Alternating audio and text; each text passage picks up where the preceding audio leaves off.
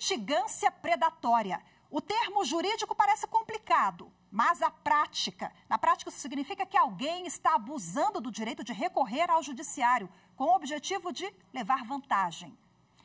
Em Alagoas, uma juíza do Tribunal de Justiça extinguiu uma ação de suposta contratação fraudulenta e comunicou à Ordem dos Advogados do Brasil e ao Ministério Público porque considerou que houve litigância predatória. A advogada ajuizou mais de 300 ações com o mesmo pedido. Segundo o processo, uma mulher ajuizou ação contra uma instituição financeira, alegando ter sido vítima de contratação fraudulenta.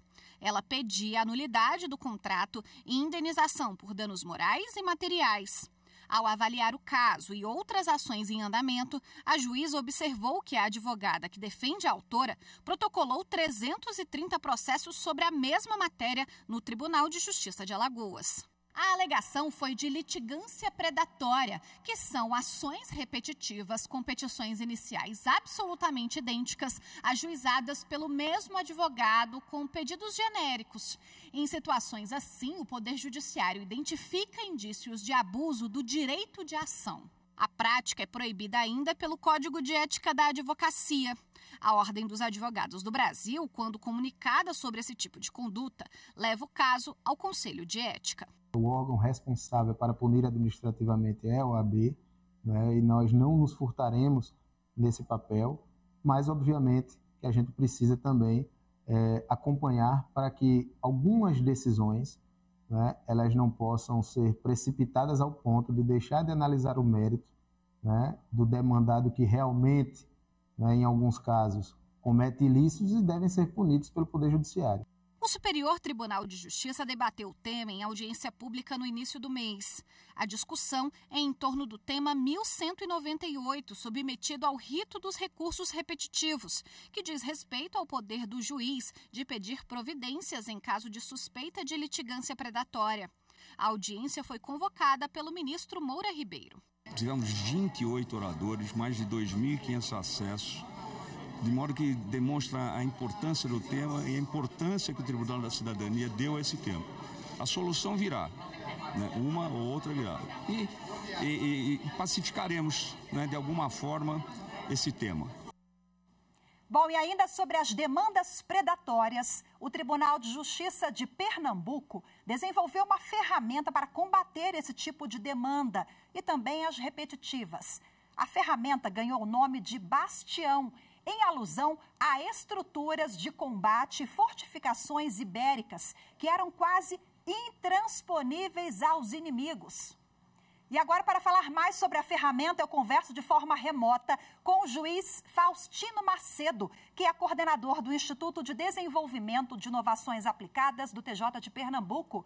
Seja bem-vindo, boa tarde. Muito obrigada pela sua participação. Conta pra gente como é que funciona essa ferramenta que é tão importante, né, para o judiciário e pode aí ter impacto também direto ao jurisdicionado. Boa tarde, Rafaela. Boa tarde a todos e todas que estão nos escutando e nos assistindo.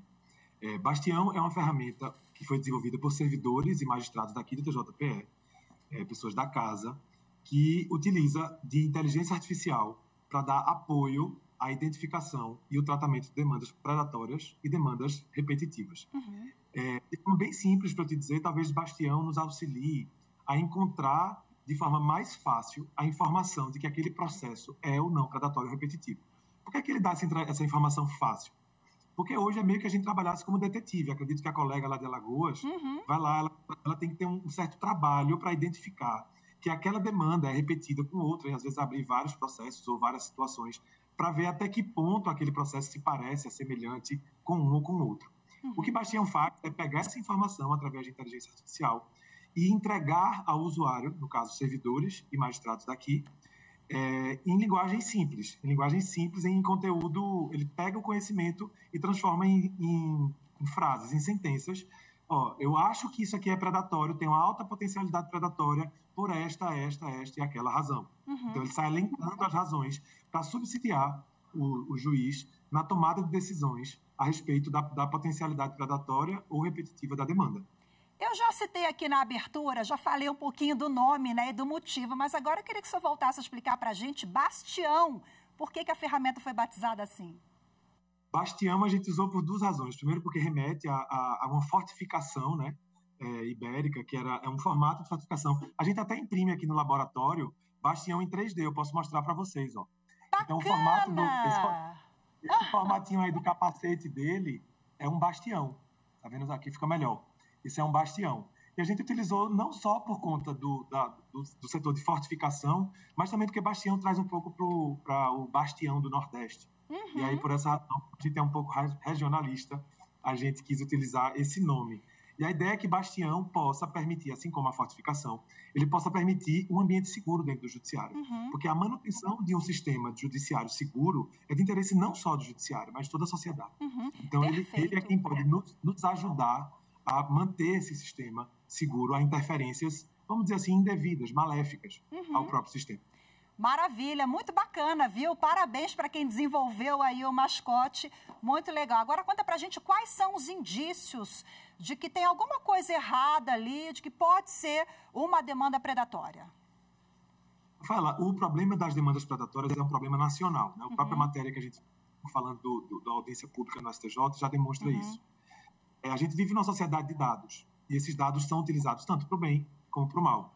A gente tem notícias da utilização de dados para o mal, ou seja, fakeando demandas para trazer para o judiciário e auferir benefícios econômicos. É como se utilizasse o Poder Judiciário com um modelo de negócio para maximizar ganhos e não necessariamente pacificar conflitos, que é o nosso dever.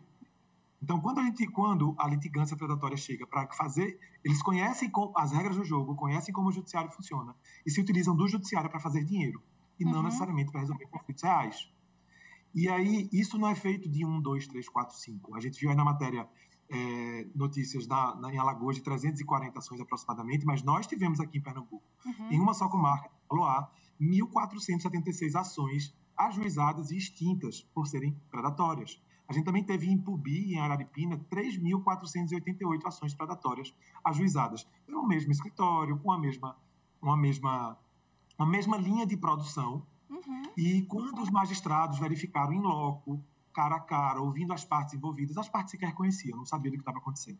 Os senhores têm aí no tribunal, como nós vimos na reportagem, um advogado que apresentou ali 300 ações, 400, um número expressivo, assim, isso é comum? Rafaela, hoje a gente, com dados de Bastião, a gente consegue ver situações de 17 mil ações de um mesmo advogado, um mesmo tema, entregue num curtíssimo espaço de tempo em comarcas específicas. Então, isso antes era feito manual, é um controle manual. Hoje a gente consegue fazer com uma ferramenta de apoio, não só para o magistrado gestor da sua unidade, mas também para a gestão. Entende? Bom, conversávamos aqui nos bastidores que a Constituição Federal de 88, que completa 35 anos, né? Agora, ela trouxe essa abertura, né? O Poder Judiciário abriu as portas para entidades de classe, associações, Ministério Público, tornou o Judiciário muito mais democrático. Só que nós vimos também uma enxurrada de ações e com esse fenômeno que o senhor bem colocou, não acontece só em Pernambuco, no país inteiro a gente está falando um pouco também de ética do profissional, né? Esse profissional, esse escritório está sujeito a alguma sanção da Ordem dos Advogados do Brasil ou do CNJ? Existe algo previsto nesse sentido? Tem sim, vamos lá. De fato, há um super acesso ao Poder Judiciário em 1988 que a gente precisa celebrar. Mas a gente tem que chegar no meio termo de que até que ponto esse superacesso não se converte em não acesso. Se a gente tem um superacesso de 17 mil ações fraudulentas, a gente vai atrapalhar aquela ação vamos lá, vamos pegar a Saloá, que tem um acervo de 1.500 processos. Você imagina que no mês chegam 1.476 ações fraudulentas para esse juiz analisar, vai causar um caos naquela comarca, porque por mais que eles sejam extintos, a gente tem que intimar, porque tem contraditório, a gente precisa ouvir, a gente precisa saber se é realmente fraudulento ou não.